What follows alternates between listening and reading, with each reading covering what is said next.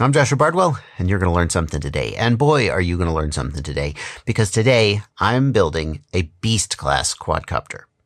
If you don't know what that is, it uses these props. And it uses these motors.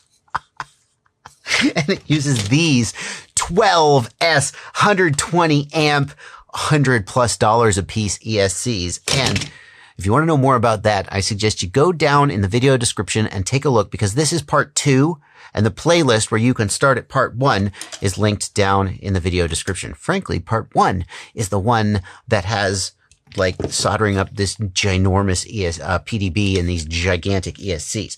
In this part of the video, we're going to solder up the flight controller.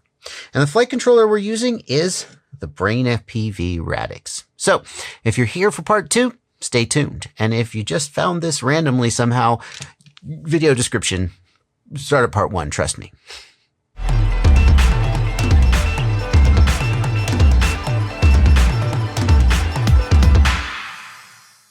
The video you're about to watch documents the process of building a beast-class quadcopter. There is no how-to video on how to safely build a machine like this. That's like saying I watched a how-to video on base jumping and now I'm going to go jump off a building. If you decide that you would like to build one of these awesome machines, before you do, ask yourself this question. Am I an idiot? If the answer to that question is yes, do not build one of these machines. In all seriousness, guys, this is a whole nother level of danger compared to a typical 5-inch mini quad freestyle. If you decide to build one of these, build it safely and fly it safely, and don't make me and Catalyst Machine Works regret that we put this stuff out there. On with the video. We're going to start this video looking down at the PDB. And frankly, it's been a while since I even did a build with a PDB. These days, the PDB is typically the power distribution board, in case you didn't know. It's typically either built into the flight controller, so you just wire the ESCs direct to the flight controller, or you've got a 4-in-1 ESC, and that kind of is the PDB. There's no separate discrete PDB. It used to be that PDBs were a great place to put voltage regulators and other filters and other such accessories, but these days those things are usually built straight onto the flight controller, but not here, because we're working with 12S voltage. 12 times 4.2 is 50-ish volts. It's a lot. It's a lot of volts. So suffice it to say, nothing on this build is going to be running off of VBAT. Everything's going to run off a regulator. And we need a lot of really good filtering and capacitors and inductors to make sure that we're getting clean power. The voltage spikes from one of these gigantic batteries will F up your electronics. The PDB that we're using is from APD Power Systems, APD, you can see right here, and links to all the parts that I'm using are down in the video description if you feel brave enough to follow along and are capable of doing it safely. And I want to take a look first here at this section of the PDB. So here are where the motor signals come out. There's separate pads here for the motor signals. Yes, we certainly could have just run the motor wires straight to the flight controller, but it helps a little bit with modularity and so forth to run the motor wires to the PDB and then from there to the flight controller. We've also got 5-volt and 12-volt outputs, and that's it. 5 volts, 12 volts. Again, there's no VBAT because VBAT is like 50 volts.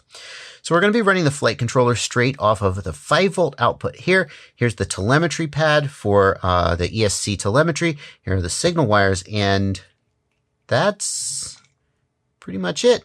Everything else on this gigantic PDB is just giant banks of capacitors, big old inductors, and voltage regulators to help filter this 50-volt input power into something that won't just fry our electronics. The flight controller we're using is the BrainFPV Radix, and although we're using this on a giant beast class build, it certainly is just fine for any normal 5-inch, 6-inch, 7-inch, or whatever. There's even the Radix, I think they're calling it the Radix LI, the Li, which is a 20mm micro-sized board for micro-sized quadcopters. And the reason we're using the Radix is, well, it has a graphical OSD, which is kind of cool. It's a little bit more full-featured than just the standard Betaflight OSD, although it also supports the standard Betaflight OSD. But the big reason we've picked it is that it has a Bosch gyro chip. Bosch is a manufacturer of parts for automotive and industrial applications, and to be honest, the gyros that we use on our flight controllers weren't really designed for high vibration, extreme environments like a mini quad. They were designed for cell phones and other such applications. So BrainFPV's argument is that by using this Bosch gyro, which has better built-in filtering, the flight controller gets cleaner data and flies better. And well, we have to do a lot of head-to-head testing to know whether that was true. And maybe that's something that Mark Spatz, UAV Tech, will do. That sounds right up his alley. But in this case, it's a fact that the vibrations from these enormous props are going to be different than what the Betaflight defaults are used to. And so getting the cleanest data possible into the flight controller seems like a good idea. Now, this flight controller comes with a plug for 4-in-1 ESC. You can see right here. It's got the motor outputs. It's got 5 volts, ground, current sense, voltage sense, etc. But we are not going to be using that.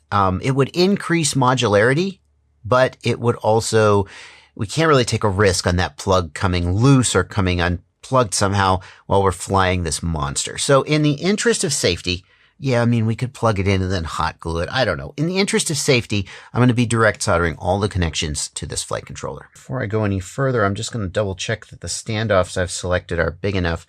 If you're doing any kind of quadcopter building, I strongly recommend that you have an M3 standoff assortment. It's just an assortment of, well, M3 standoffs in various sizes and lengths.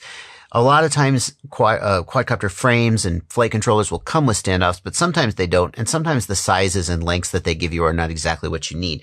So having a standoff assortment is super useful. And I'm going to put a link to my choice for a standoff assortment. You get it off of Amazon.com or Amazon.whatever country you're in. Its link is down in the video description. Now the Radix comes with these little gummies to soft mount it and give it a little bit more vibration isolation. And that's fantastic. I use these on any flight controller that I've got that supports them.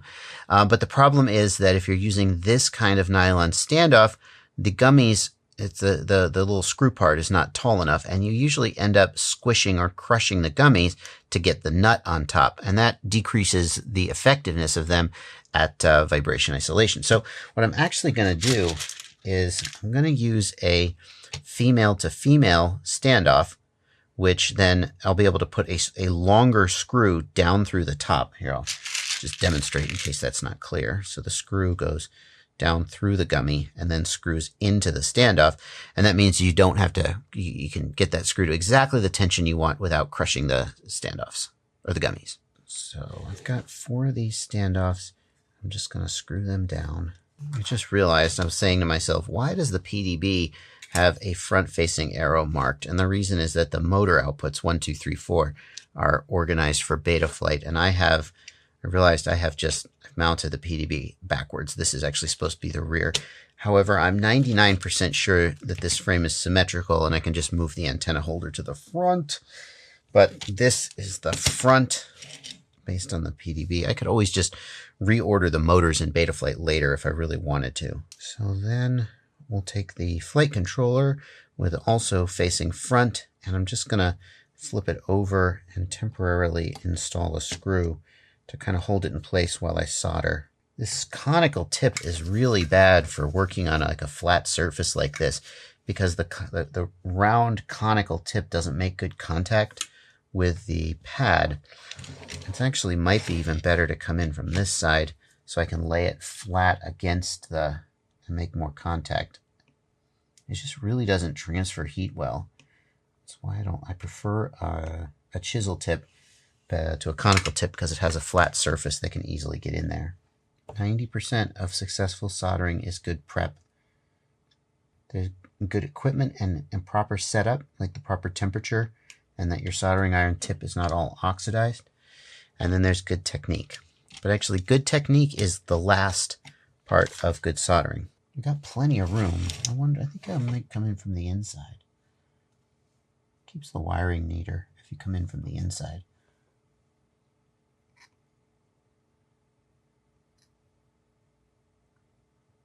4.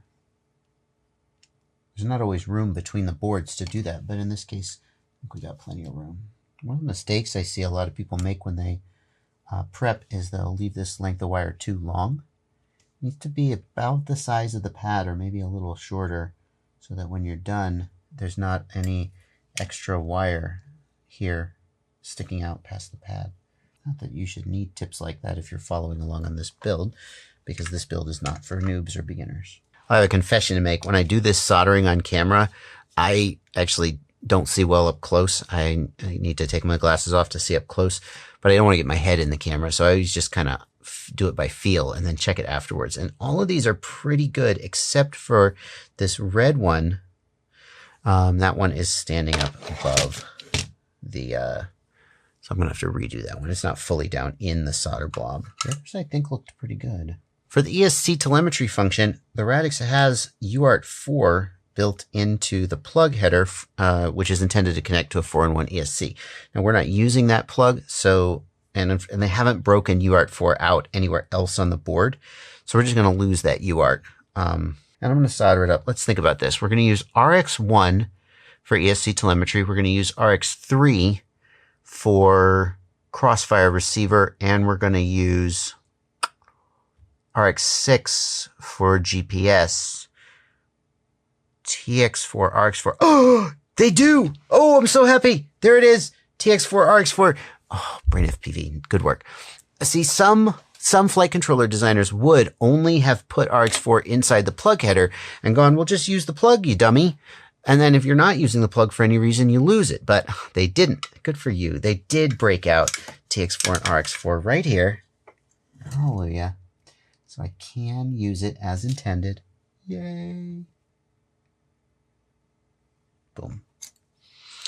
Great. Fantastic. Now, before I flip this board over and solder the rest of it up, I'm trying to think if there's anything else on the underside that I need to worry about. And I noticed that voltage sensing is here. Now, most flight controllers will have voltage sensing up to a higher value than they support natively. So, for example, even if you go all the way back to the NAS 32, which was a 5-volt board, it could take up to, I don't remember what the max was, but it was like 30 volts maximum for its voltage sense, and that let you monitor your battery voltage, which of course you want to do. And if we look here though, the BrainFPV Radix voltage sensing is 35 volts maximum, which is a perfectly reasonable value for a normal quadcopter. But since we're running at 50-ish volts, that's not going to work. We will not be hooking up voltage sensing here. So then how will we monitor our voltage of our battery to know we're not killing these super expensive freaking batteries? And the answer is through ESC telemetry. That's right. ESC telemetry is not optional. It's mandatory on this build because it's the only way to know what your freaking battery voltage is. Unless if you wanted to, you could build a voltage divider. You could build a voltage divider that takes the battery voltage down by like 50%. And then you could up the voltage scale in Betaflight and cause it to read correctly. It wouldn't be that hard to do, but we don't have to do it, and we're not going to. So the VTX we're using in this build is the Unify Pro 5G8. This is the 5-volt version of the TBS Unify. And I usually run the high volt, the HV, because I don't trust the 5-volt regulator in a lot of builds. But on this build, we got to trust this 5-volt regulator from this super expensive PDB to be absolutely rock solid. So we're going to be running the VTX off 5 volts. The alternative would be to use the 12-volt regulator and run like a Unify HV. But we're going to put our faith in this 5-volt regulator. And then the camera is the Runcam Micro Eagle, because the JB Micro Eagle was out of stock, but I know the settings and I can just change the settings. That's the only difference, is the settings. So we're going to be running both of these guys off of 5 volts. And that's a little bit of a tough decision. Like normally I run the VTX and the camera off of VBAT, but as I've said, you can't do that in this build. So then the choice is run them off 12 volts or 5 volts. And we're just going to put our faith in this 5-volt regulator to give us clean, ample power, and we'll be fine. So then the question that I need to answer is, where am I going to put the wiring? And it doesn't look like there are a ton of 5-volt pads here on the Radix. Doesn't really matter. It's all pulling from the same place. I think I'm going to solder the camera and the VTX to the 5-volt outputs here on the PDB and leave the Radix with as little wiring as possible going to it so that if we ever did need to swap it out, it'd be easier. For the Unify Pro, the plug is going to go in here, and it comes set up to plug directly into a camera, but we're not going to do that. So we're just going to cut this end off. And it comes with a handy reminder that this is a 5-volt VTX. If you power this from higher than 5 volts, you will toast it real good. Here's the camera with its power wires. And I think what I'm going to do is just twist these together.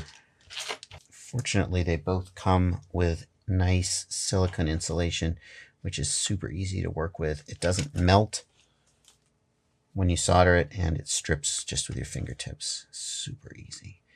So I'm going to go ahead and twist the 5-volt together and the ground together. And I'm going to power them from the exact same pad on the PDB. And the reason that I'm doing this is that the 5-volt pads that are on the PDB, there's 2 remaining 5-volt pads. So number one, I just don't want to take up more 5-volt pads than I have to. But number two, putting the 5-volt output from one of them on one side of the PDB and one on the other side, the difference in distance that the signal has to travel can actually create some electrical noise and ground potential difference.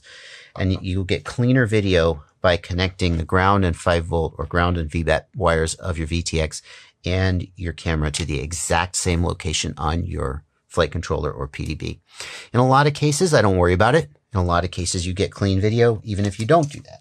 But in this case, I don't feel like taking any chances. The way it's common to do through-hole soldering is to put the wire through the hole and solder from the backside. Obviously, I can't do that with a PDB or flight controller like this. So what I'll typically do is I'll tin the hole, then I'll tin the wire, and I'll melt the solder in the hole and push the wire down through. I'm sure if I was soldering for NASA, they wouldn't like that, but it works for me. And we need a UART for smart audio. I kind of hate to use TX1 and RX1 because it ties up a UART. I'm going to try to do something radical here. I'm going to use TX4. You may be thinking, wait a minute, you're already using RX4 for ESC Telemetry. You can't use the TX and the RX pads of a UART for 2 different functions. That is true. What I'm going to do is I'm going to remap RX4 to be soft serial. You can usually remap a UART TX or RX pin to be soft serial instead, and then you can just make it be whatever function you want. So in this case, I'm going to use RX4, the hardware UART for ESC Telemetry, and I'm going to use the unused TX4 pin as soft serial for smart audio, and that'll leave me UART1 free for whatever I want. It might not work, but we're going to find out. It's worth a try. I'd say I could have used this 5-volt for the camera and kept the wiring a little cleaner, but then the 5-volt for the camera and the 5-volt for the VTX would be far away from each other, and it'd be more likely that I get video noise. I'm going to take this plug that goes with the camera. This is the camera joystick plug, and we're going to see if we can get this to work with the camera control function on the flight controller. That will let us adjust the camera settings using the transmitter, whereas normally we would have to use this little joystick here. It lets you change those camera settings using your Taranis or whatever transmitter you've got. It doesn't work 100% of the time with all flight controllers and all cameras. It's a little bit of a crapshoot, but we're going to see if it'll work. What we're going to do is we're going to take this plug that came with the camera and we're going to solder that to the CC, camera control function, pad on the Radix. If it works, it's great. If it doesn't work, then, life will go on. Actually, I just cut up that plug, so it's a good thing I have spares. If it doesn't work, otherwise I wouldn't be able to access the camera functions. The perks of being a YouTuber is I have 1,000 spares of everything you could possibly think of all the camera accessories and stuff. Okay. Camera control and done. I am going to put a GPS on this guy so I get speed readings. So that'll be cool. I'm a little bit annoyed that the camera harness and the camera control plug are not the same length. That's going to make it a little messier. Okay, so those guys are going to plug in there, and we'll just give it some twists. I'm a little bit terrified right now because we're kind of getting close to the point where we would power it up. And that is a little bit scary.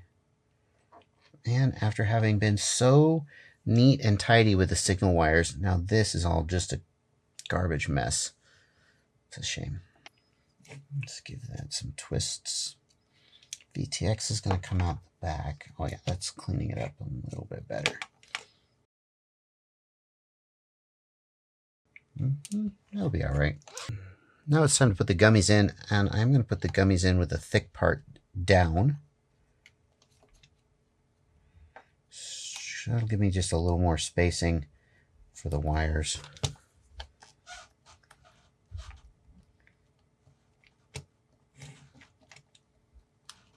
It's a little bit of a hassle to get. Oh, these ones aren't so bad. Some of the gummies that are a little bit of a hassle to put in. These are actually pretty reasonable. It's a softer rubber or something. It comes with one spare gummy in case you tear them, so that's nice. I'm going to tighten this down just enough that there's enough force on the screw that it doesn't back itself out under vibration, but not so much that it's kind of squishing and crushing the gummy. And I think, oh no, the receiver, you dumbass. I gotta do the receiver. So we're going to do the Crossfire receiver now, and I mean, if you've never done a Crossfire receiver before, I guess this will be a good tip for you, but it's not really rocket science. This has got to be a mistake. They usually include a black, a red, an orange, and a green. I'm getting black, red, white, and black. I think there's a mistake here. I never use black and red on a quadcopter for anything but power and ground. It's just, you are going to screw it up. You're going to damage something. This stuff is Blue Tack. It's made by Loctite. It's called Blue Tack. You can also find it under other names like Art Gum, and it's great for situations like this. Still running the iron at 750 Fahrenheit and still using the small conical tip, which I don't actually like very much. Can't remember which one of these is ground. You can use the multimeter in continuity test mode. That's this little guy here. And we're going to test for continuity to the outer sheath of the UFL connector, which is always ground. For real? No.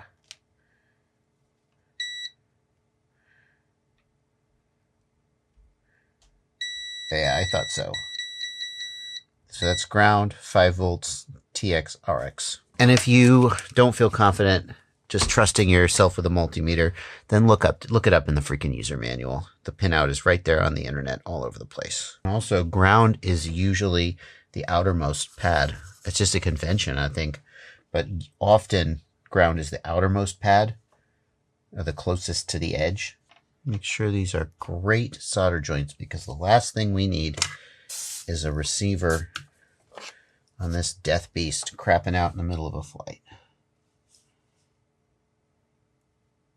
I'm going to redo that one slightly. Didn't look good when I looked at it up close. Oof. It's really hard for me to do this without getting my face up close and actually seeing what I'm doing.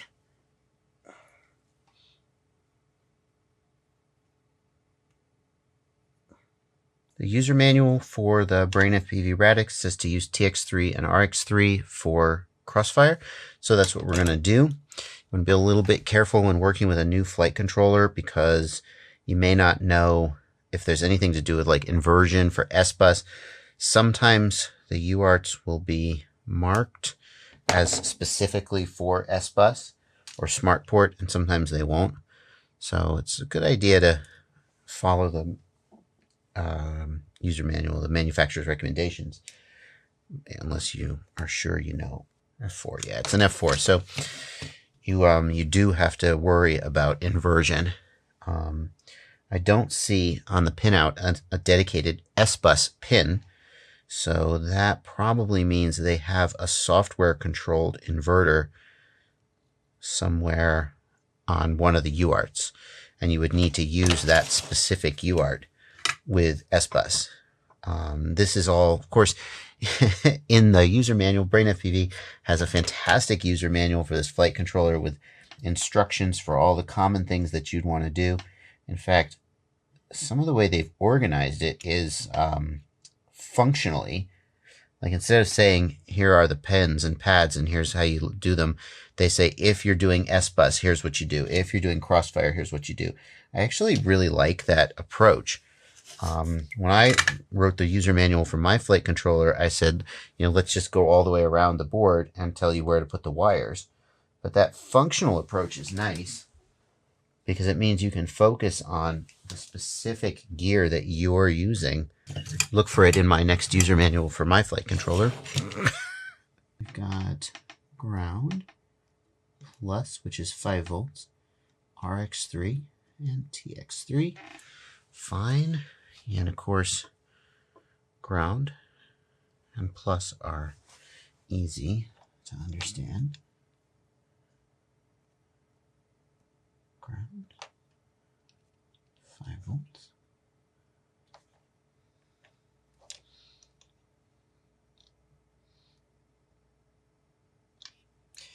And then on the Crossfire, you've got TX and RX. I really shouldn't point with the soldering iron tip. I'm going to burn myself. But it goes ground, 5 volts, IO1, IO2.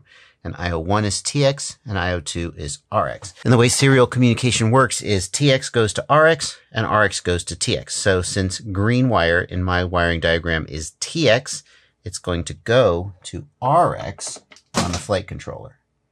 TX goes to RX, RX goes to TX. There are almost no exceptions to that rule. But every so often you come against a piece of equipment where they have tried to be helpful and gone, that's dumb. TX should go to TX and RX should go to RX. And they swap them. That's dumb. We'll just put this antenna on for now. This is the stock antenna that comes with the Crossfire receiver. It's just the stock little whip antenna. We're going to be using the Immortal T. Well, there you go. Wow. I think that's everything. It's a camera, VTX, flight controller, receiver, ESCs. The only thing left, well, I haven't put the GPS on. I am going to put a GPS on this guy because I want to get speed readings off of it. And also because having Betaflight's GPS rescue mode to back me up if I ever do have a failsafe kind of would be nice. But I think I'm not going to install that right this minute. I'm going to move on with the build. It's not absolutely essential. And then, of course, the motors need to go on. But that's last. The motors will be the last thing we do after we know that everything sort of is set up and checked out right. The next thing to do is to install the connectors on the main discharge lead and the batteries. And no, we're not using an XT60 or an XT90 or even just like a bullet connector. There's a special connector that Catalyst MachineWorks has recommended that probably you've never seen it before. So we're going to be putting those connectors on the main discharge leads, and we're going to be modifying the batteries to have those connectors so that we can plug the batteries in. We're going to be using 6S batteries in a series configuration to get 12S voltage. So we will do all that in the next video, but that's going to bring us to an end for this video. If you're enjoying this series, let me remind you that this is my full-time job. Yes! It is building nonsense like this. Who knew? And that means I depend on your support to, pay my bills. And if you are enjoying this series, if you're learning stuff from my content, please, you can help support me. One of the ways you can do it is you can use the affiliate links down in the video description below most of my videos. And you can use those, not planning on doing a Beast class build anytime soon. You can use those affiliate links to buy any product from the affiliated vendors. Just click the affiliate link, then go do your shopping. And when you check out, I get a little commission. It's a small number, but it does add up and it really, really helps. It costs you nothing. The other thing you can do is you can join my Patreon. I do have a Patreon. Some people object to me calling it a Patreon and prefer I call it a Patreon. I don't care what you call it, but if you subscribe to me at a couple bucks a month, one of the advantages you get is you do get access to a patrons only Discord server, which is kind of nice. Yeah, that's going to do it though for this video. Thank you so much for watching. Frankly, if all you do to support me is watch my videos, it still helps a lot, and I really do appreciate it. Thank you for watching, and that's going to do it. Happy flying.